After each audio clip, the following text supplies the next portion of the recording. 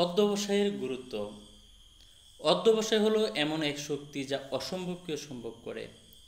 Thomas Alva Edison 1000 বার ব্যর্থ হওয়ার পর বৈদ্যুতিক বাল্ব আবিষ্কার করেছিলেন। প্রতিটি ব্যর্থতা একটি নতুন শিক্ষা দেয়। যে থামে না সে জয়ী হয়। মানসিক দৃঢ়তা, অধ্যবসায়ী বৃত্তি, এই চিন্তাগুলি যখন আপনার মধ্যে প্রস্ফুটিত হবে তখন আপনি সফলকাম হবেন। আদারওয়াইজ আপনি সফলকাম হতে পারবেন না।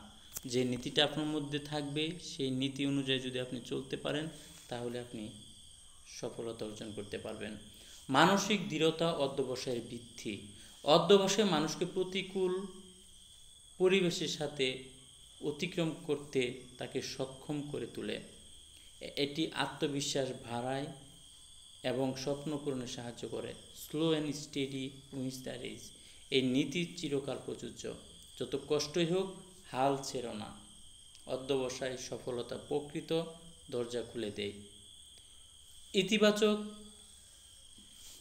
চিন্তা করুন এবং অধ্যবসায়ী হন, তাহলে সফলতা অর্জন করতে পারবেন। ধন্যবাদ।